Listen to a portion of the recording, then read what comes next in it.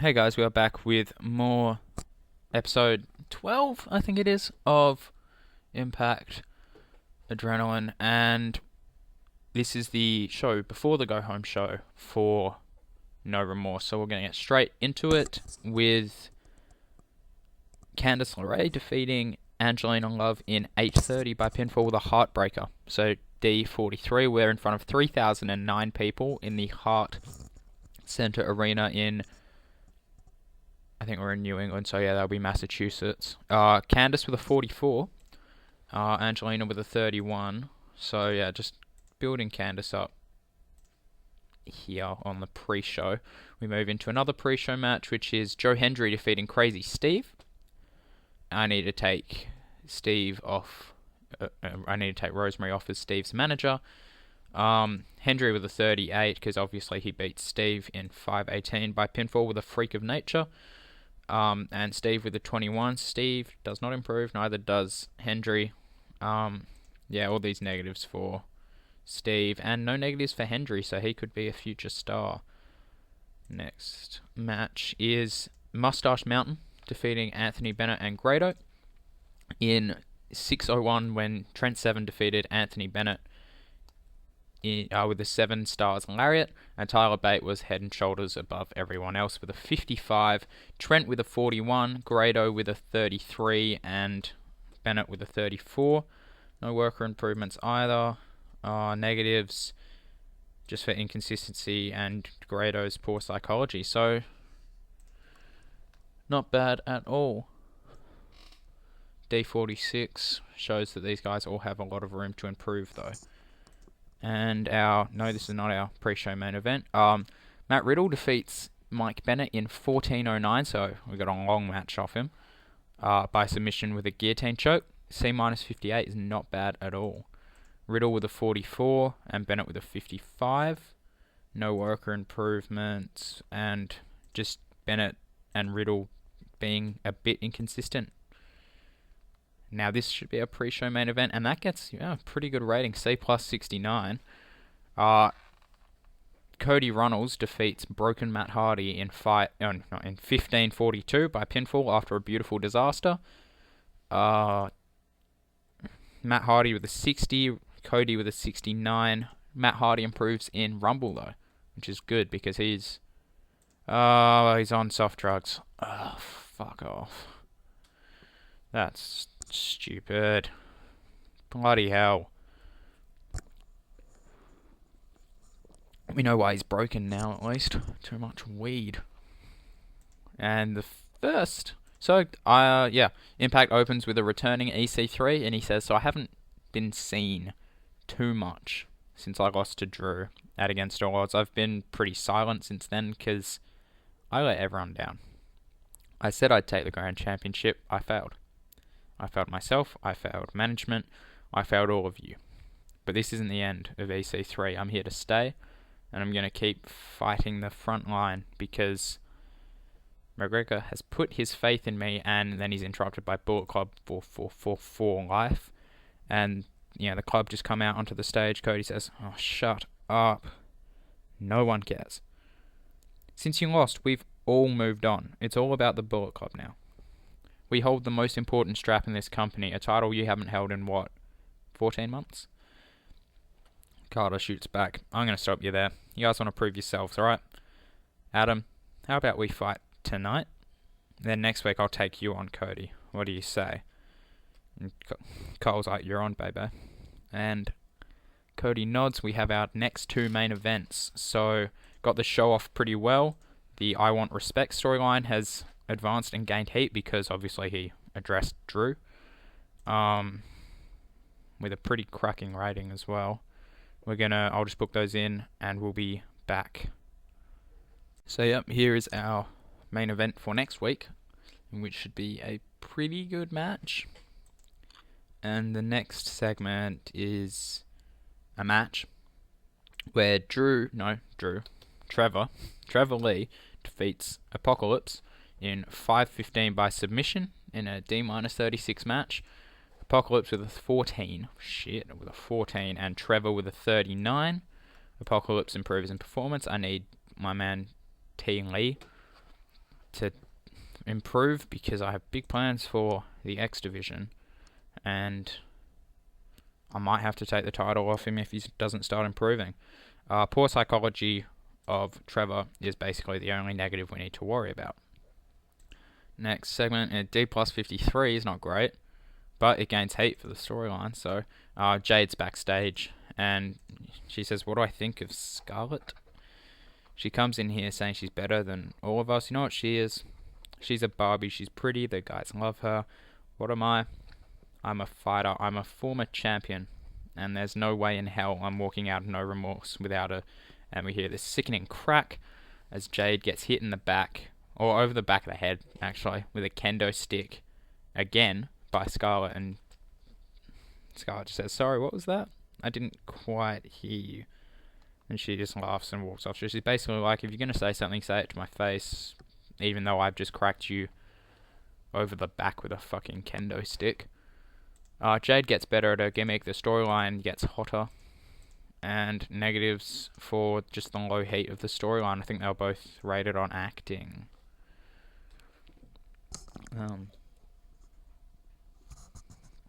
So the next match... next match. We have Jay Lethal and ACH defeating the Bullet Club in 8-11 when Jay Lethal defeats Nick Jackson by pinfall with a flying elbow drop. And in terms of in-ring work, Jay Lethal's obviously head and shoulders above everyone else. C-minus 58 is not going to do too well for that storyline, but ACH gets better at his gimmick. Jay Lethal looked good. ACH had a 34, Lethal with a 67, Chase with a 31, and Nick Jackson with a 47. There should be a couple worker improvements. Nick improves in Rumble and Technical, which is pretty good. Moving on to this segment, which, that's made it all you see. Jay's picked up another win, or not another win, picked up a win over the Bullet Club, and he celebrates in the ring with ACH as Chase and Nick retreat. They shake hands, and has Jay found himself another person to help him against the Bullet Club? We shall see. With ratings like that, maybe not. The next match is a knockouts match. We have Rosemary defeating Brooke in 8 minutes by pinfall with an Olympic slam, which I think is what I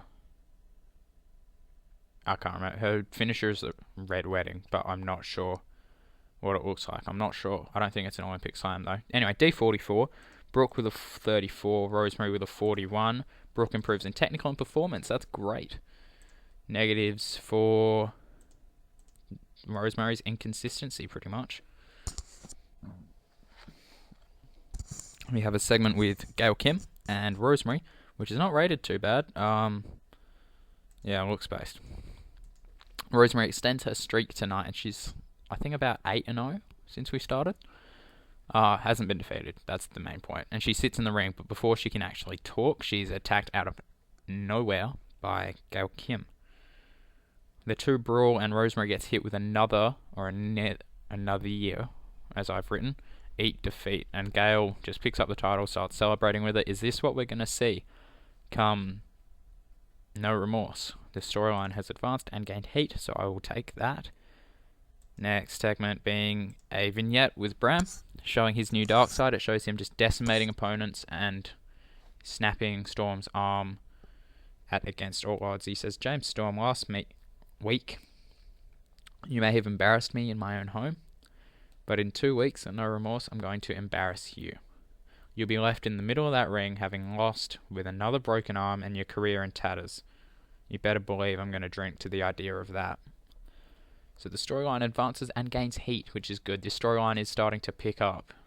I don't think it's going to end at No Remorse. I think it probably has a lot more mileage than like the month we've been building. Obviously, we've been building it from Against All Odds, but like it really only started building a month before. Like 3 weeks ago. So next segment is Braxton Sutter just walking backstage towards his locker room. And in the shadows, we see Haskins and Havoc lurking. Last week, they were told to take care of Braxton, and they seem to now have him properly in their sights.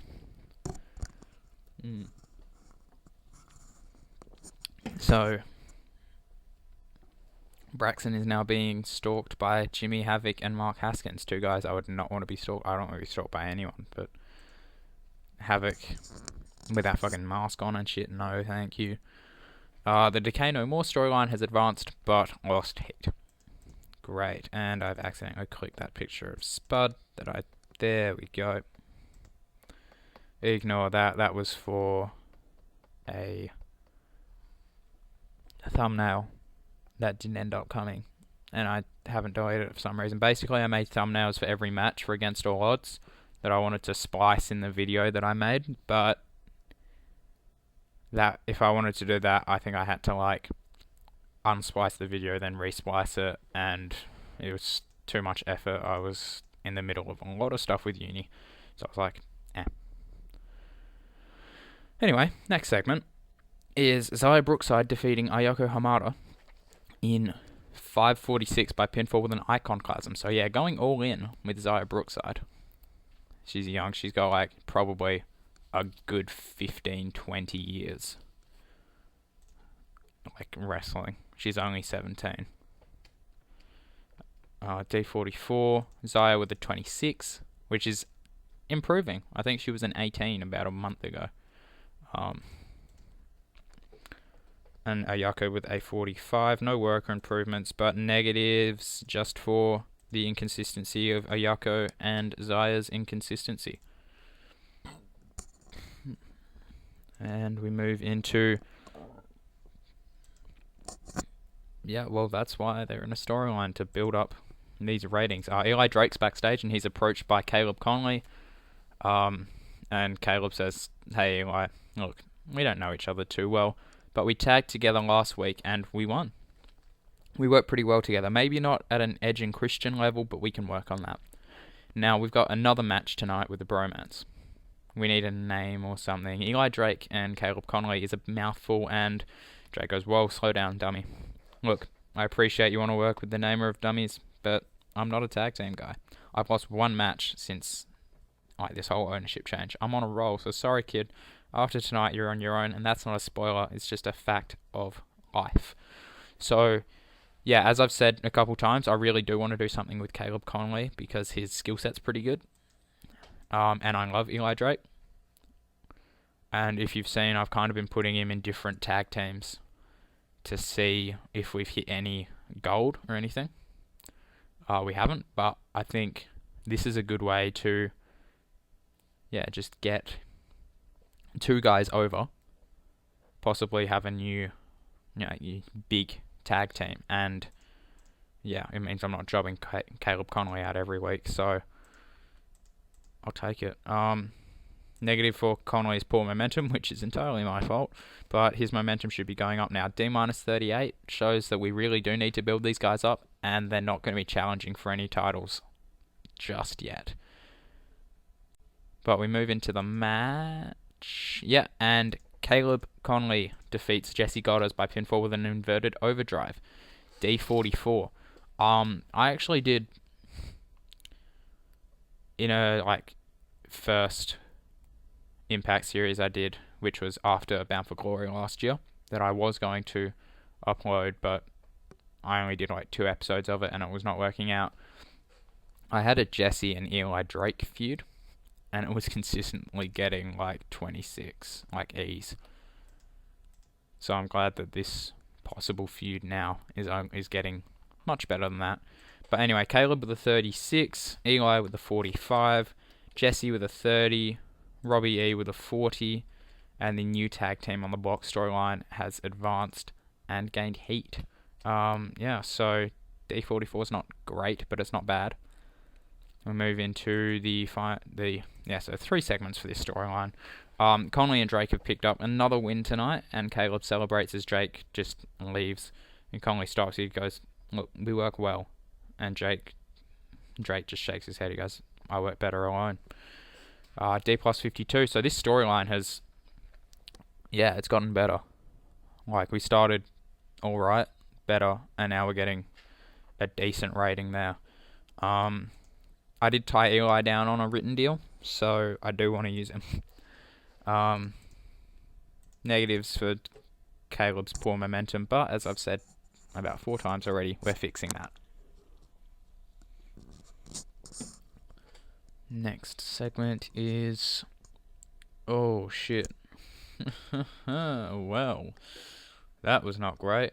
I thought, Terrible wrestling and non-existent crowd heat. Andrew Everett defeated Daisuke Harada in 8:03 by pinfall with a toe touch moonsault.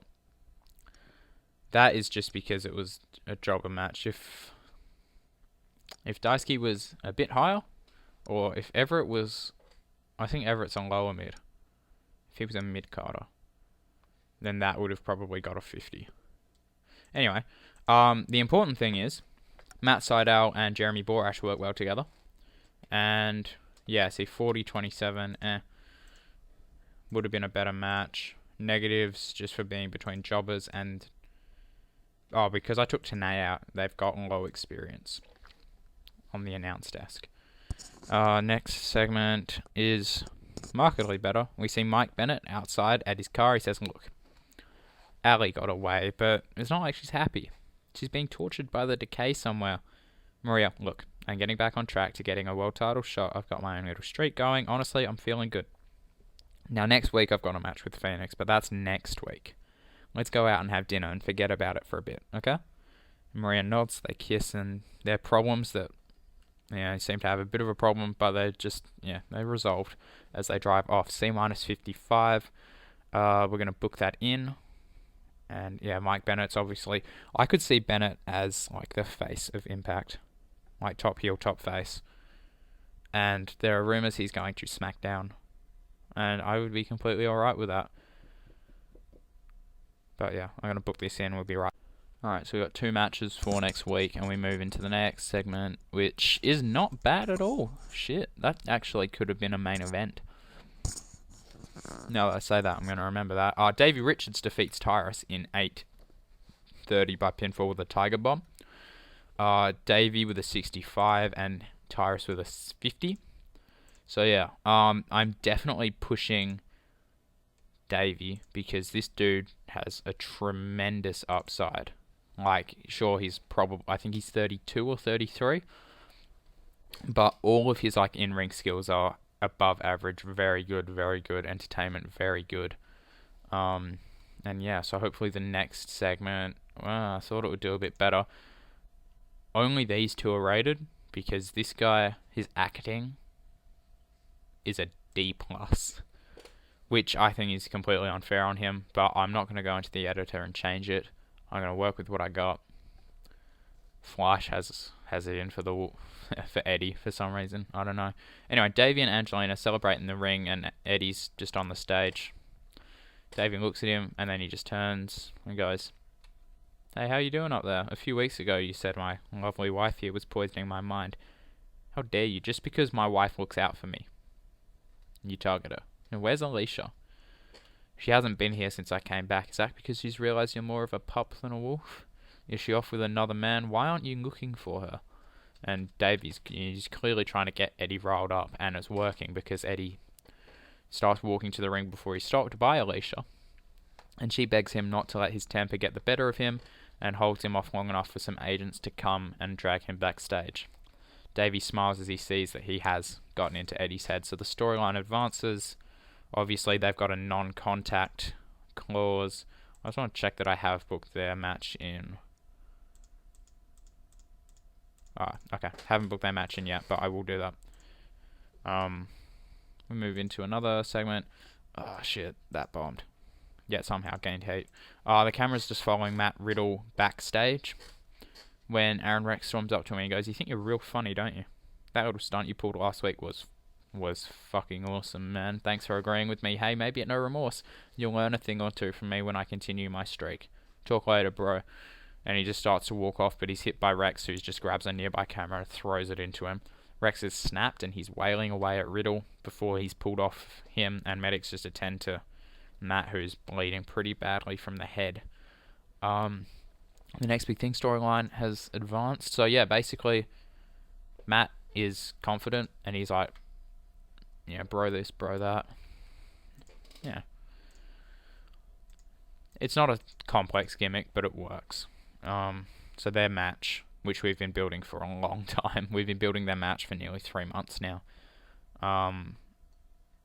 Which is, yeah, considering they haven't, like, you usually build a blow-off match for 3 months, and you have them go back and forth maybe once or twice, but they haven't been in the ring together in a match. So, yeah. Next segment is it's pretty good. Unbreakable F'n Machines defeats Sudden Impact in 8:25 when Michael Elgin defeated Kota Ibushi by pinfall with a Death Valley driver. I've said it several times now. I love Sudden Impact. And I know that Christian Styles does as well, because he said it in his comment and on Twitter. So yeah, I've signed Kota Ibushi to a written deal, so we don't have to worry about Dragon Gate stealing him, because I've learnt from other YouTubers that I need to sign him down. I probably need to sign a couple other guys down as well, but Andrews with a 47, Ibushi with a 58, Cage with a 44, and Elgin with a 54. Mark Andrews improves in technical skills, and negatives just for Elgin being inconsistent. That's really good. Another segment that's also done quite well, with the Broken Hardys and Unbreakable F'n Machines. And the Hardys appear on the stage, and Nero says, "Machines, the last 2 weeks you have had a surprising element on your insults on our mortal vessels, but you won't have that advantage of at lack of remorse. You may have beaten the Impact that is sudden tonight, but we are a different kind of being altogether." Matt Hardy says, "Yes, the 7 deities have proven that you are in fact beatable. For the Honorable Ring show, you were defeated for those Alliance of Wrestling, World Wrestling titles. They lost the titles to Jay Briscoe and Colt Cabana. After holding them for like a week and a half, I was like, okay. You're not the chosen ones, and come remorse that is none, you will be placed on top of the heap of teams that have been deleted." So Brother Nero worked the crowd very well, using the freedom to improvise to his advantage. The storyline advances. C60. We move into the main event. Yeah, the main event. We have... fucking need to change this flying cross body. Ethan Carter loses to a flying cross body. How do you lose to a flying cross body?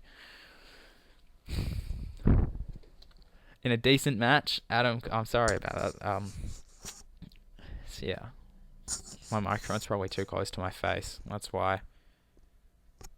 It's like blowing.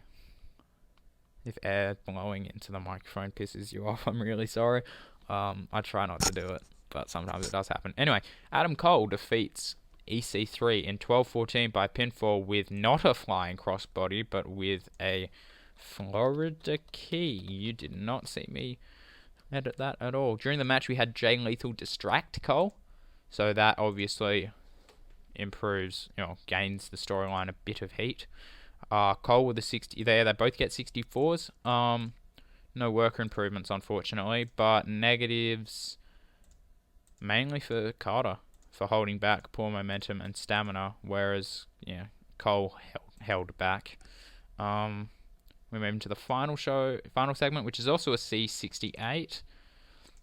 Sorry, C plus 68. Jay attacks Adam Cole right after the bell. The two fight for a bit before Cody joins the fray. The numbers game overwhelm Lethal, and he's hit with a crossroads. Where is Sudden Impact? We see backstage they've been laid out with a bullet club flag laid out over them. EC3 then is like, I'm not going to stand for this. He attacks them, but he's put down with a Florida key, not a flying fucking crossbody, by Adam Cole. The show ends with Cody and Cole celebrating over Lethal's body in a sight that is becoming very common in our final segment on Adrenaline. So yeah, at the moment it doesn't look like Cole and Runnels have any tension between them. Like, they've got the world title match coming up, so it looks like they're going to go 2-on-1 against Lethal. But yeah, the storyline has advanced. No worker improvements and negative just for Carter's low momentum. So we will end the show with a C plus 66. Owens was slightly overused. Probably his match was a bit too long, but the show increased our popularity in 27 regions, and we have enough interesting storylines, which is great. So next week is the go home show for No Remorse, and I'm gonna end it here. So basically, comment below, tell me what you enjoy, what you're not enjoying, predictions for the pay-per-view. Obviously we've got all our confirmed matches, and a couple unconfirmed. So so like we'll probably have something with the Decay and Braxton Sutter, and Bram and James Storm, and probably something with Mike Bennett. So yeah, tell me what you're enjoying, what you're not enjoying. Like, comment, subscribe, share. TEW is very niche, so, and not everyone that looks at the videos can find series. Like, so if you have a friend that might enjoy the series, I urge you, please show them it. If you can get through my commentary, you can get through anything. If there's anything you want to change, any people I should bring in, anyone you want to see feud, like the other day I saw a suggestion for Matt Riddle versus Lashley, and for some reason I'd never even thought of that, but the story writes itself. So yeah, just comment below, give me your thoughts, and we will close out this episode of Adrenaline. See you next time.